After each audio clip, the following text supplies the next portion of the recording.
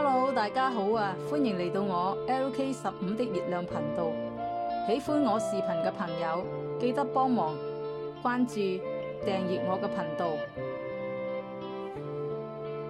今次嘅視頻係同大家分享貴州5天4夜團大4天，又係一個充滿活力嘅一天。我哋先喺酒店享用咗早餐，為今日嘅行程儲備能量。早餐後，我哋乘車前往今日嘅目的地馬嶺河峽谷。嚟到馬嶺河峽谷景區，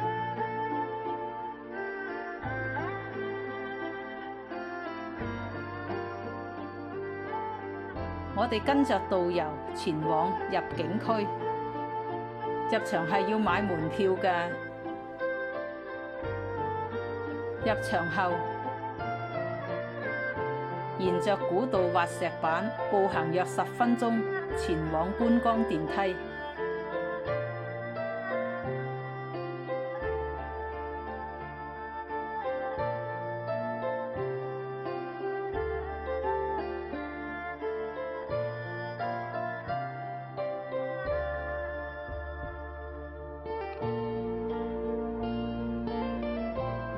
好啦，嚟到呢度係入口嘅。跟着導遊一起坐觀光電梯，嚟到峽谷景區。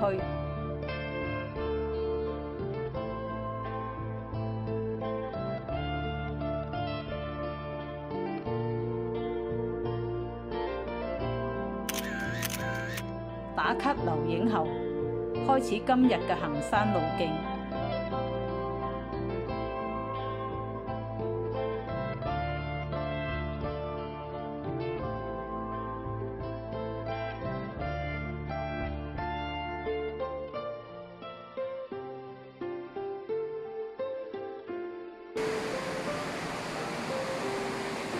走喺棧道上，大家可以欣賞到峽谷兩岸嘅峭壁、瀑布群同清澈嘅河流。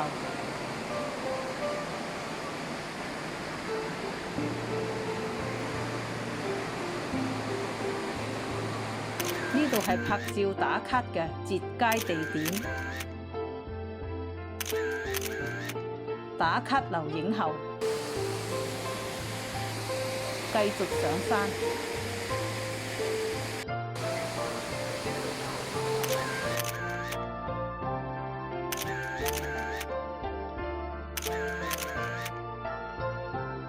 走過時光隧道。哇！氣勢磅礴啊，非常之壯觀啊！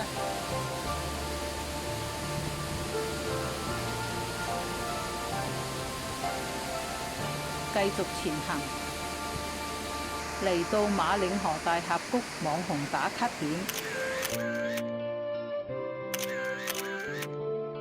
留影後繼續前行。馬嶺河峽谷位於中國貴州省興義市，係知名嘅國家級風景名勝區，以其壯麗嘅地縫峽谷、瀑布群而萬馬奔行嘅瀑布，被譽為地球上最美麗嘅傷疤。天下大一縫，以中華大一漂。呢度集紅、奇、險、獸於一體，提供峽谷風光、棧道徒步、地縫探奇，係喀斯特地貌嘅精華展現。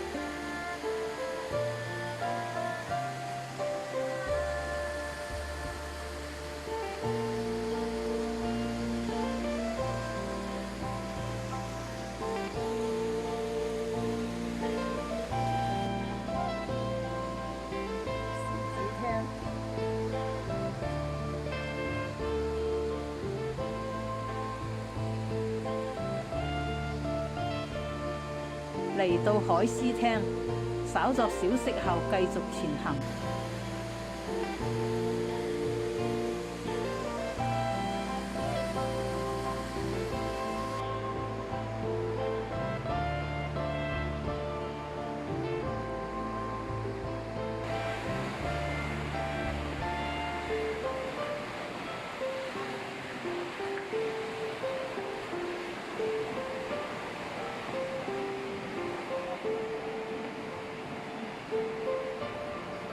大家請睇，呢條係斷橋，殘缺美喺呢度得到咗體現。斷橋係馬嶺河峽谷從清末到現代嘅無聲見證者。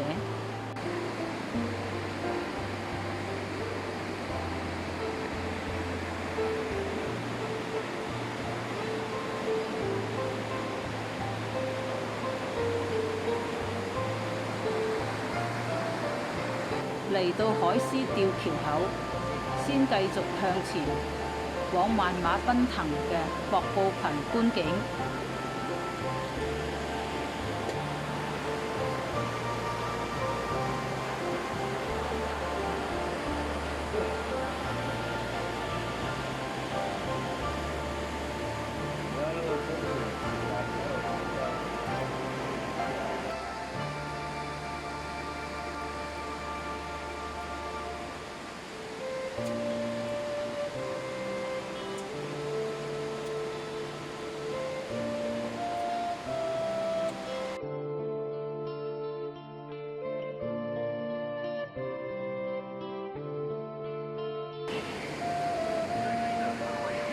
之後沿路折返，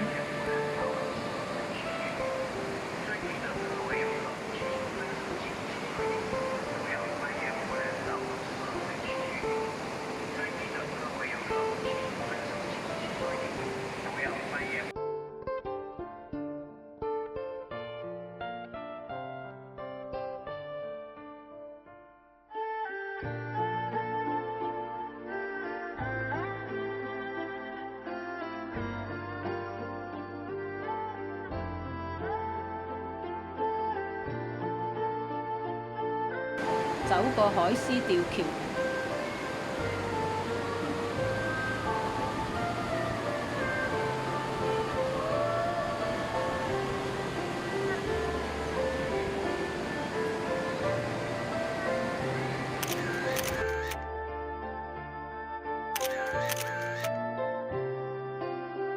而家呢個好似一個水簾洞咁啊，不停咁落雨啊！呢個洞經天門洞上行。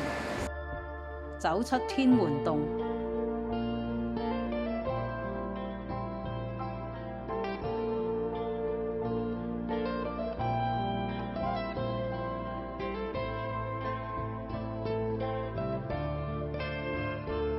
環繞峽谷，從另一邊繼續探索。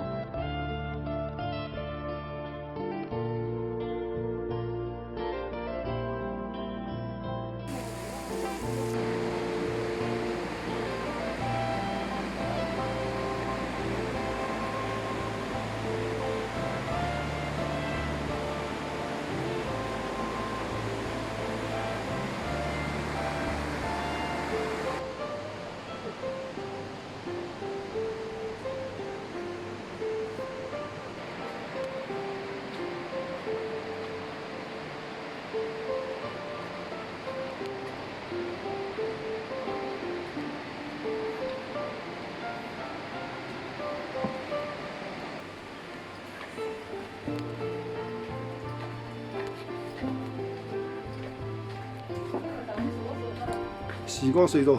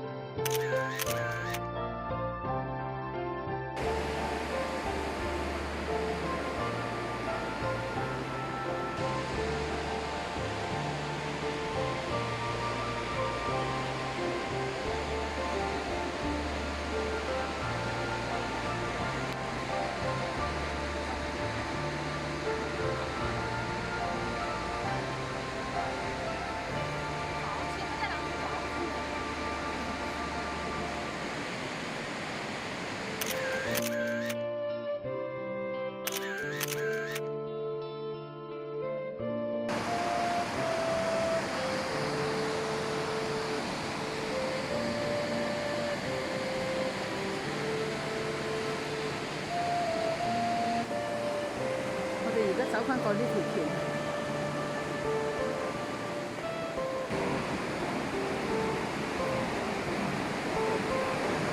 我哋走過前方吊橋，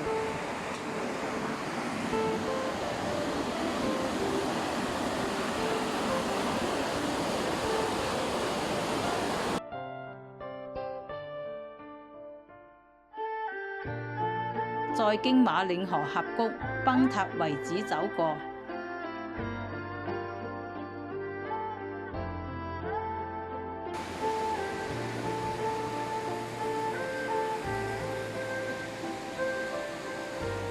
我哋沿着棧道繼續向觀光電梯前行。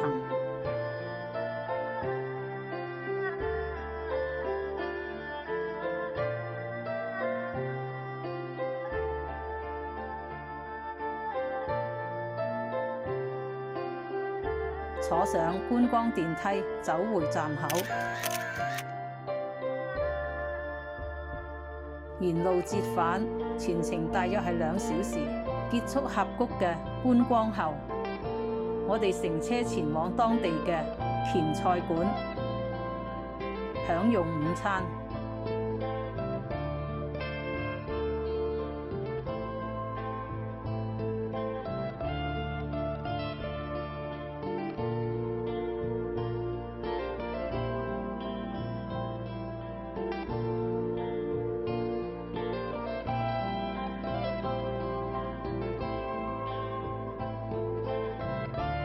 午餐後，我哋將離開興義，前往下一站六盤水。車程較長，途中我哋喺文谷停車區落車小息同埋補給。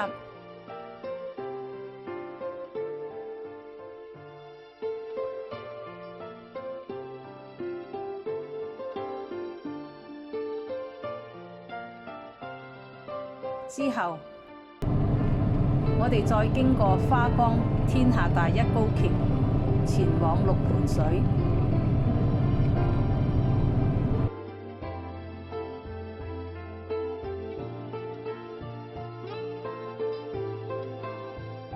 嚟到博布賢酒店已經係接近傍晚啦，我哋先將行李攞回酒店房間，安置好再前往食晚餐。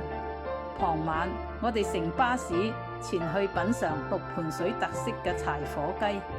呢個係一道用傳統柴火做燉子嘅農家菜，雞肉鮮嫩入味，鍋邊還會貼上玉米餅，風味獨特又溫暖。晚餐後，我哋乘車返回酒店，結束第4天嘅精彩旅程，期待與你繼續探索。如果喜歡我嘅分享，別忘咗關注、訂閱我嘅頻道。你嘅按讚同轉發就係對我最大嘅支持。我哋下個旅程再見，拜拜。